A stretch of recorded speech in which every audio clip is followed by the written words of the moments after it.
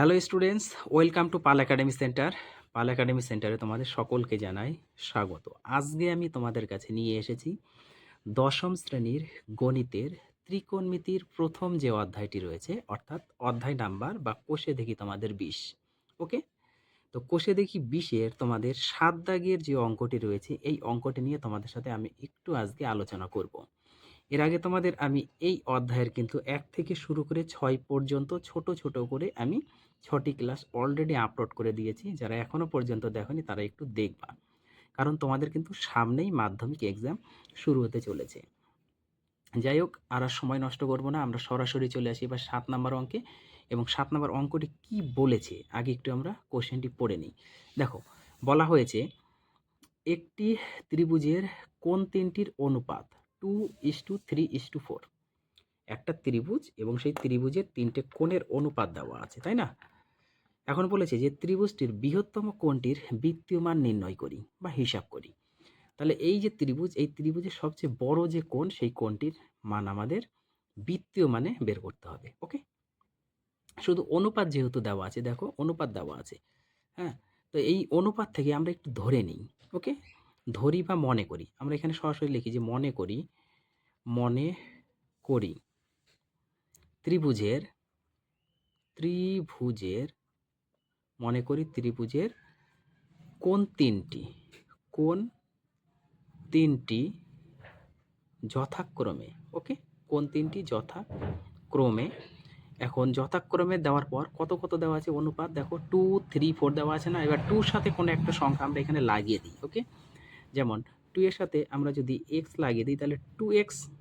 ওকে, একটা 3 আছে, 3-র সাথে তাহলে এক্স লাগাতে হবে, এক্স যেহেতু আমরা নিয়েছি, এবং আর একটা কত আছে 4। তো এখানে আমরা 4x ধরে নিলাম। ওকে, তাহলে একটা হচ্ছে 2x, একটা হচ্ছে 3x, আর একটা হচ্ছে 4x। ক্লিয়ার এতটুকু? তাহলে 3টে কোণ যথাক্রমে 2x, 3x এবং 4x। এখন আমরা কি জানি যে একটি ত্রিভুজের 3টি কোণের সমষ্টি কত? 180 ডিগ্রি, তাই তো? আমরা জানি আমরা জানি আমরা জানি কি জানি? ত্রিভুজের ত্রিভুজের 3টি কোণের সমষ্টি, তাই না? 3টি কোণের সমষ্টি আমরা জানি, ত্রিভুজের 3টি কোণের সমষ্টি সমান সমান 180 ডিগ্রি, এটা আমরা জানি। ওকে, তাহলে এখন আমরা সরাসরি লিখতে পারি অতএব আমরা লিখতে পারি কি? 3টে কোণ বলতে এই একটা, এই একটা, এই একটা। এখন আমরা কোণ এইভাবে ধরেছি, তার মানে হচ্ছে 2x plus 3x plus 4x equal to 180 ডিগ্রির সাথে সমান। ক্লিয়ার এতটুকু?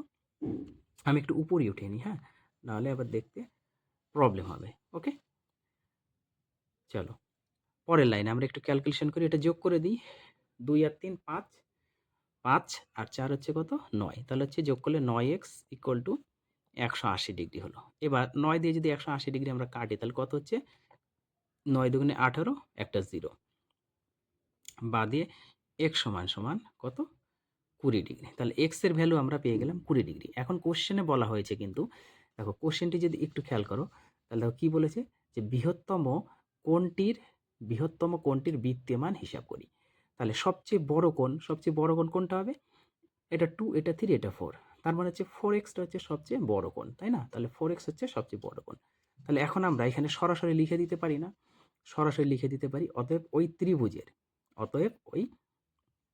ত্রিভুজের বৃহত্তম কোণ, তাই না?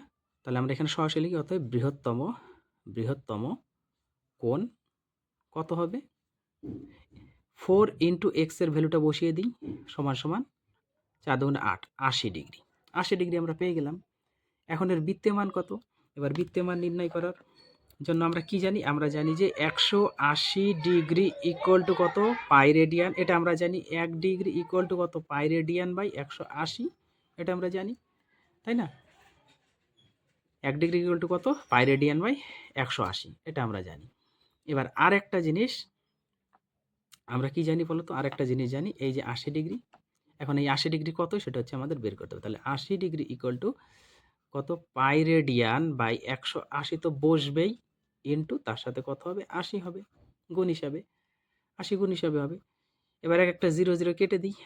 তাহলে এটা আমরা যদি 2 দিয়ে কাটি, তাহলে 2 দিয়ে কাটলে কত হচ্ছে এটা? 9 দুগুণে 18। এটা যদি 2 দিয়ে কাটি 4 হচ্ছে। তাহলে ইকুয়াল টু আমাদের থাকছে 4 উপরে পাই রেডিয়ান বাই 9। এইটাই কিন্তু আমাদের অ্যান্সার। ওকে?